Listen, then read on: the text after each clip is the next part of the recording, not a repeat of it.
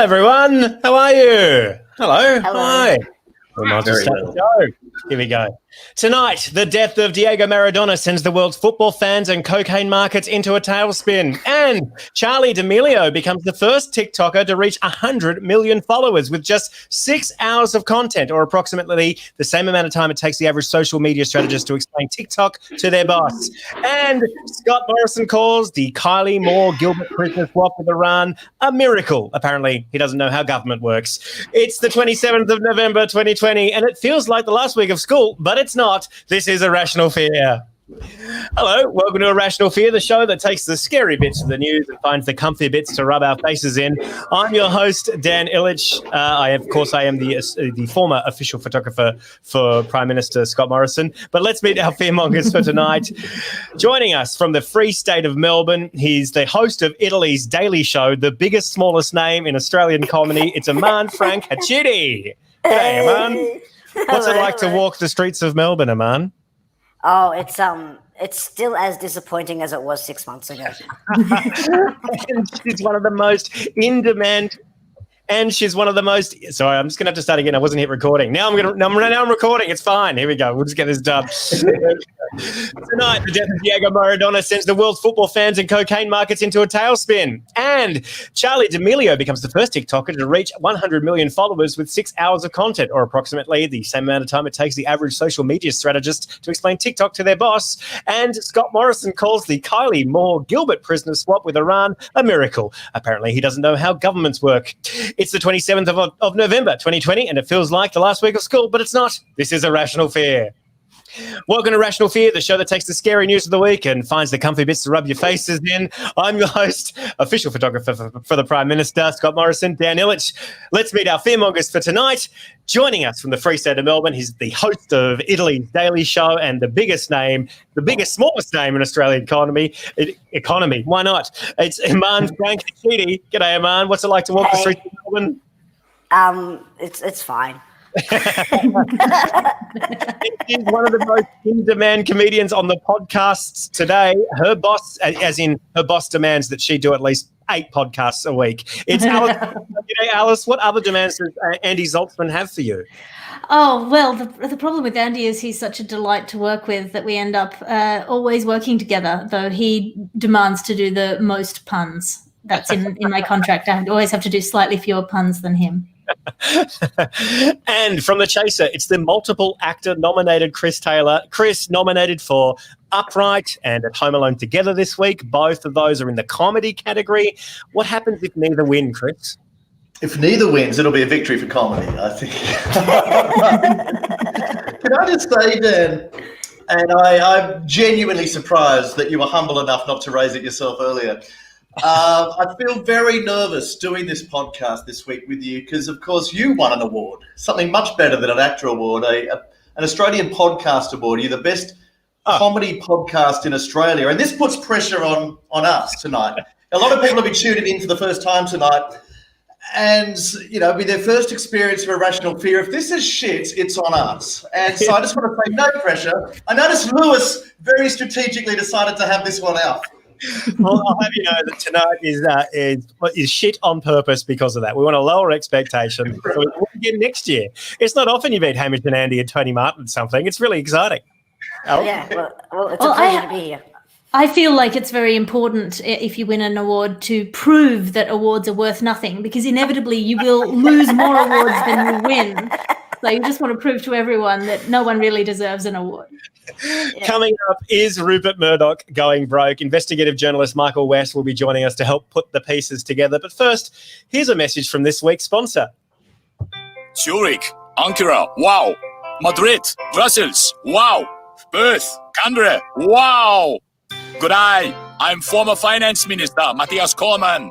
Traveling during the pandemic can be hard, which is why I fly with Cormann Airlines. On paper, flying a private jet across the world to prove your green credentials to European politicians to get a tax-free job can cost over $4,000 an hour.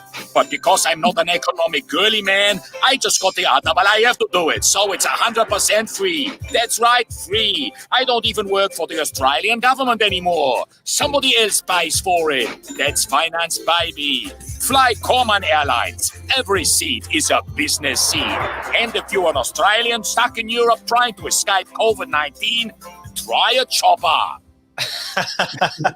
All right, let's get into the fears. Speaking of airlines, angry customers have sworn never to fly Qantas ever again after Alan Joyce said that COVID vaccinations would be mandatory on future flights. Although, just like Qantas job security, it's only 70% effective. Yes, if you want to fly Qantas, you'll be strapped in a chair and stabbed aggressively with a needle, or as they call it, economy. And if you're willing to pay twice the price, you'll also be stabbed with the needle, but with more legroom, which is great. This is, of course, is absolutely terrible news for any anti-vaxxers from Mullumbimby who will have to take their trips the usual way, with acid. So, Fearmongers, is it okay that Qantas is demanding international customers get the jab? I'm okay with this. Firstly, from a health point of view, I think if we've spent the whole year waiting for this vaccine. If one exists, then why wouldn't you have it? But the main reason I'm all pro this is because it will introduce more segregation in flying. You know, remember the old days where there was a smoking section and a non-smoking section? This will now actually divide anti-vaxxers from vaxxers. There will actually be a curtain between sane people and insane people to make it really obvious. Because at the moment, you kind of had to guess, were they an anti-vaxxer or not? By now, if we either just have a separate class, and I suggest, there must be something worse than cattle class. Is there just a needle pod class, or just luggage hold will do? Or even a separate airline. I don't know what Virgin's doing these days, but if they could pivot just to become the anti-vaxxer airline, I think it could be very good for all. Yeah, Jabstar becomes the anti-vaxxer airline. Fraser. Well, I have to disagree with you completely, Chris. I think this is a ridiculous infringement on personal liberties. And while we're at it, we should get rid of the rule that you're not allowed to fly when you're very pregnant, the rule that you're not allowed to fly when you're on fire or carrying liquids in bottles of more than 100 milliliters. I feel like the people who are anti-vax pre-flight are the kind of people who defiantly drink half a litre of expensive shampoo at customs, because how dare you tell them that they're not allowed to bring a bottle of shampoo and a wet goat on board. What's this? I'm over 400 mils? All right, let me get rid of 200 mils right now on my head.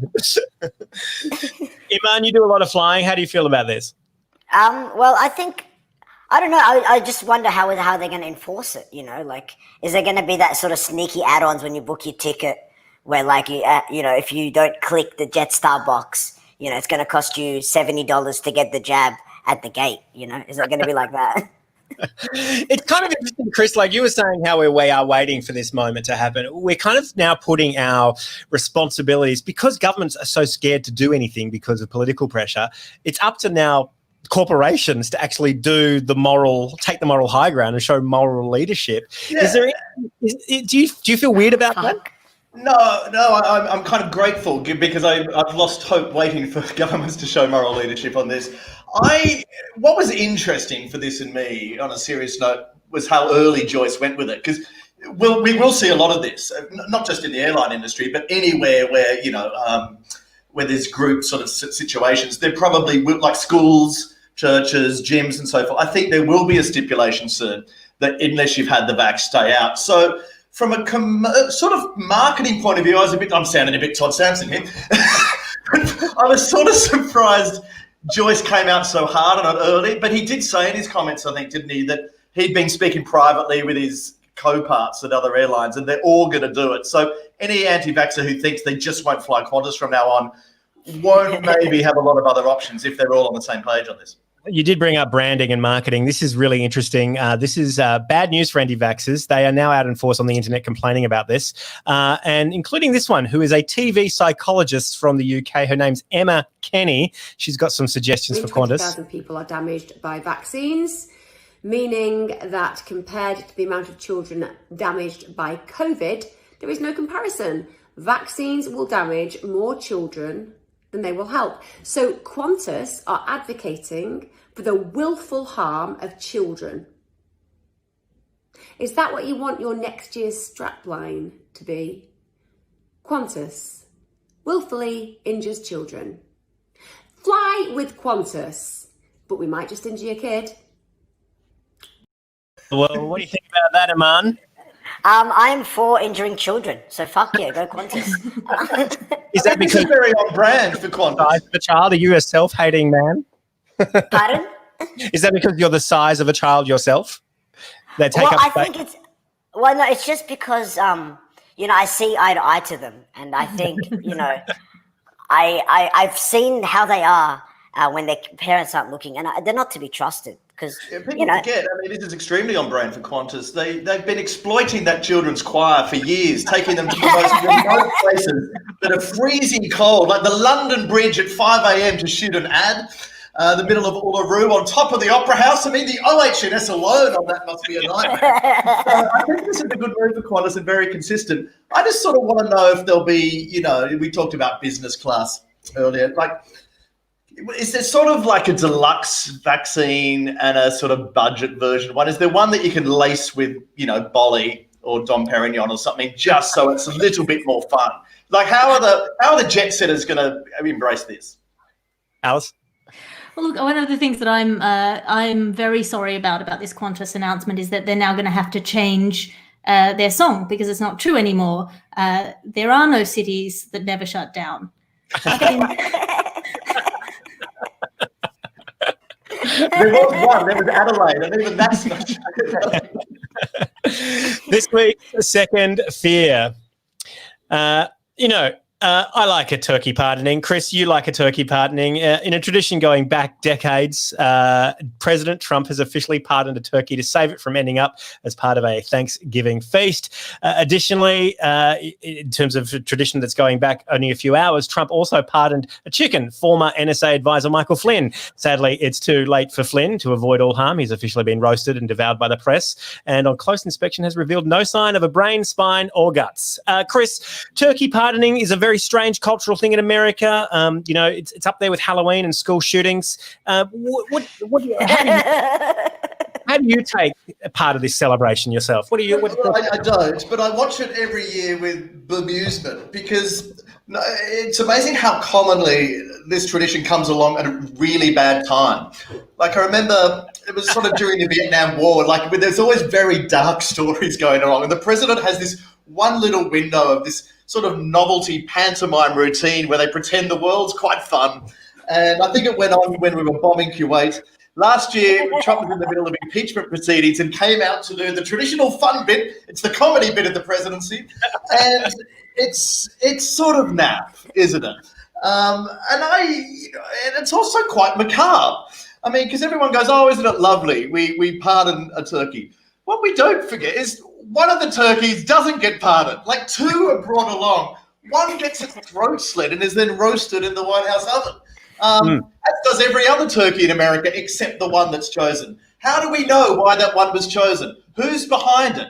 Did you vote? Did you see the counts? Were Republicans and Democrats allowed to watch the vote process to determine which turkey gets pardoned?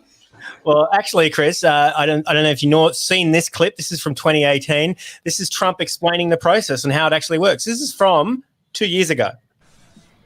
The winner of this vote was decided by a fair and open election conducted on the White House website. This was a fair election.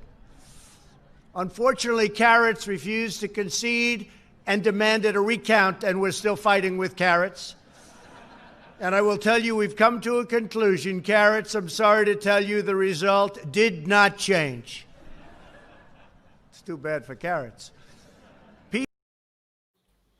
Wow. That was material. Going to be prescient. And I love how jolly he is about Carrots about to meet its end. I mean, This is a guy that used to run like Miss Universe. Did he? When he crowned the winner, did he then turn to the runner-up and go, "Well, off to the oven"? I mean, it's so bizarre. And the one thing I was going to say, you sort of touched on this, could be the actual news this week, because Trump's sort of in a much more I guess what you'd call grotesque pardoning chapter at the moment, where all of his mates, may or may not have been involved in Russian collusion, are gradually getting pardoned because he's got form pardoning really dodgy people. How do we know the turkey he pardoned this year is innocent? Like, I suspect this turkey may have been involved in collusion. I don't have evidence. I'm just saying, if Trump's pardoned the turkey, you know that turkey's a bad apple.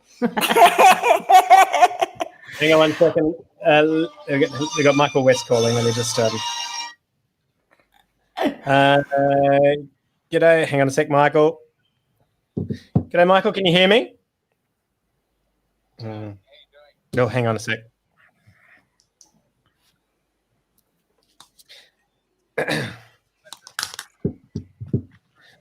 Oh, hey, Michael. Yeah, can you jump on that link on a computer or your phone? I sent you a text and I sent it to your Twitter as well. Tweeted. Great. We're just mid-show, so if you just click on that link and then I'll connect you up as we go. Terrific. Thanks.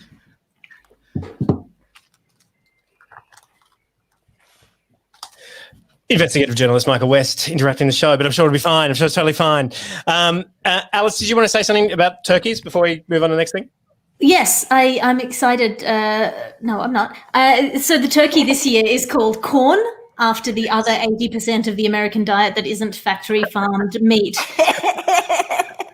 But no one thinks about like the post-pardoning life of the one free turkey. I mean, does it just live on in a horrifying mass of survivor's guilt until it's eaten by a wolf or regret?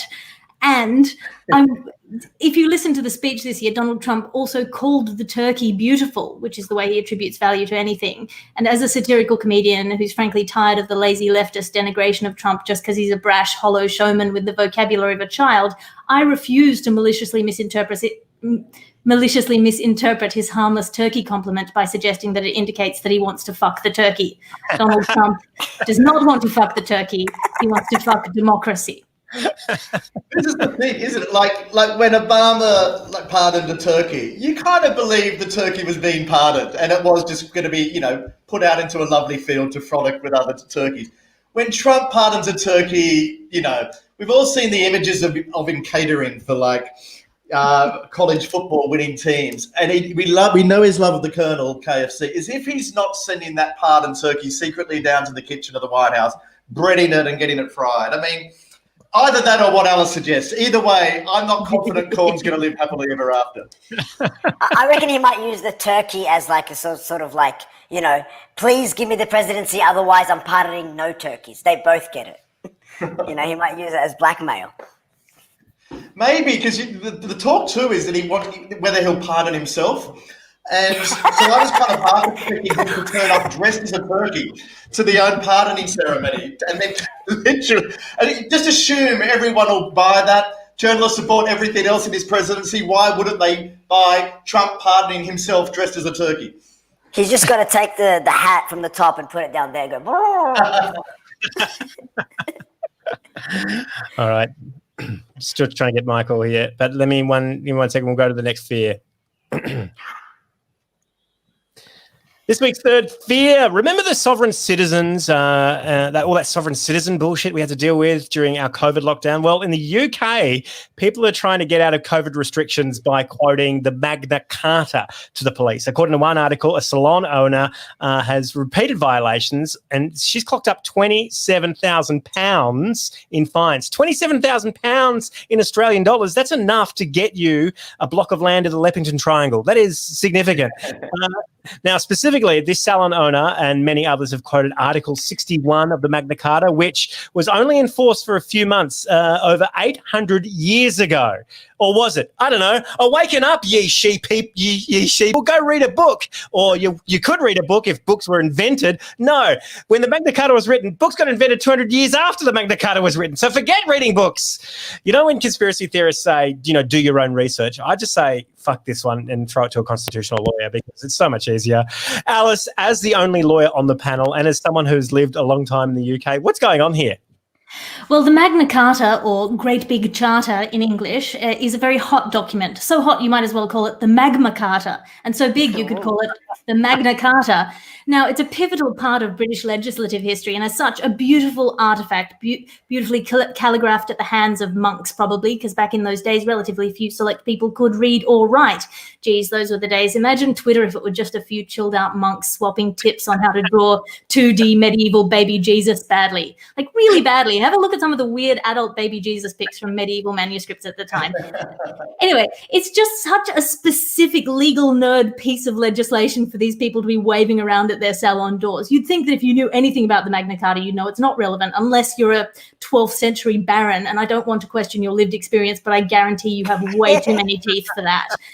Actually, Chris is a 12th century baron. He's a more senior one on the panel. Yeah. Well, also, if you're citing the Magna Carta as a reason that you're allowed to keep your shop open during COVID restrictions, maybe you want to look at the regulations of that period on how people with leprosy or other illnesses were treated, or the genesis of the term quarantine in Italy during the plague. That's absolutely true. Chris, have you been quoting any obscure constitutional documents to police as you've been going about your lockdown experience? I have noticed a trend with this. Like, it was interesting in England. Yeah, we've seen the Magna Carta quoted. Remember Karen from Bunnings in Australia earlier in the year, who seemed to have a suspiciously very good knowledge of the Charter of Human Rights, as she was trying to be convinced the poor Bunnings stuff why she shouldn't have to wear a face mask.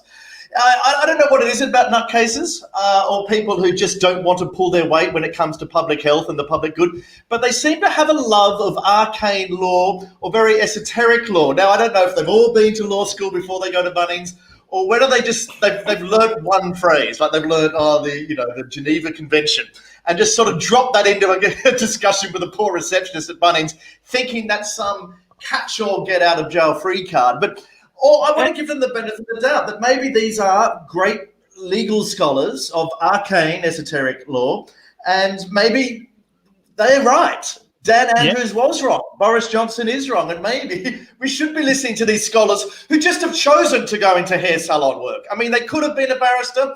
They could have been a great eminent lecturer in law at Oxford or Cambridge, but they've chosen to cut hair because they're a person of the people. I just like the personal authority, be it a police person or a Bunnings employee, going, "Oh, Geneva Convention, right this way, ma'am." I am so sorry. I have no idea. Imaan, what's your take on this? I'm just glad to see people in the West figure out that they're not as free as they thought they were. I mean, that's always fun to watch, you know. Is this from your Lebanese? Well, my Lebanese background, just to see them like struggle with, like, oh my God, we're running out of toilet paper. Use your thumb like everyone else in the world. Jesus Christ. Great. Well, it's this time of year where TV networks roll out what's on offer for next year. And surprisingly, a stack of news shows are coming up that are critical of the government. Now, just a warning, this is a 2-minute long sketch that should only be 90 seconds. By the time it gets to the podcast, it's going to be a lot shorter. Television has never been this disgraceful. Presenting all new 20-to-1 coalition scandals. Remember when the whole country was on fire and the Prime Minister went on holidays to Hawaii and his office wouldn't tell us where he was? I was like, whoa, crazy. It was like, I'm a celebrity, get me out of here. But it was, you're the Prime Minister, get the back here. Laugh as you realise no one is to be held responsible. So for like 2 days, the immigration minister and the attorney general, they were accused of bullying and misogyny. I can't believe we forgot about that. I can't. Can you believe that? Yeah, everyone got distracted by war crimes, which are cool, but not sexy. Sorry, what were we talking about? I forgot. Cry as you realise the general public don't care. 2 words. Ruby Princess. 1 word. Robo-dead. French word. Au pair. That's 20-to-1 coalition scandals, followed by the all-new You Can't Ask That of a federal minister. Angus Taylor's water deals. Yeah, you can't ask that. Whatever happened to Paladin's contract for Manus Island? Well, you can't ask that either. And whatever happened to the Bushfire Recovery Fund? Well, you can't ask that because it doesn't exist. Plus, Offsiders Sports Rorts Edition, where we go over the most sensational sporting rorts of the week. Oh my God, did you see that? He rorted that right between the posts. 2021 is bringing you the newest shows with the same old scandals. Unless we get raided by the AFP again. Great. Now let me call Michael to see if we can get him up. Here we go. Give him a bell there. Get him on the phone.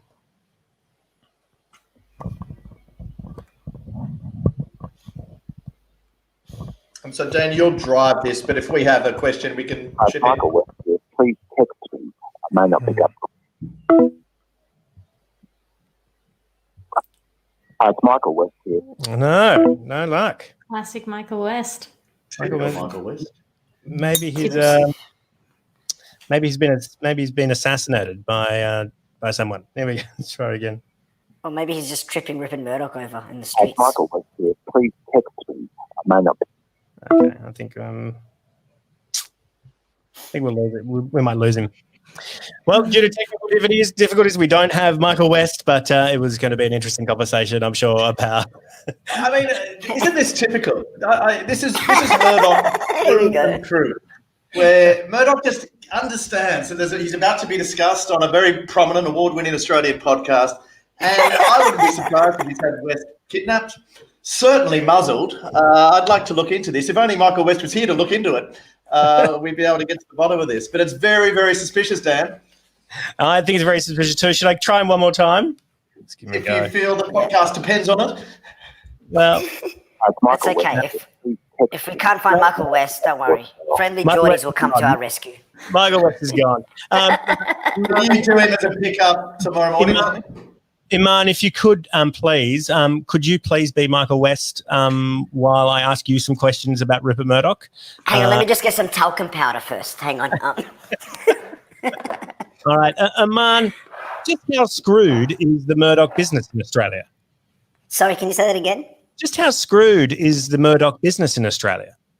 Well, I mean, it is the screw that is screwing us. It is not screwed. I think it's, I don't know. What does Michael West sound like? Who is Michael West? I've been away too long. Who is he? Did he used to work for Channel 9?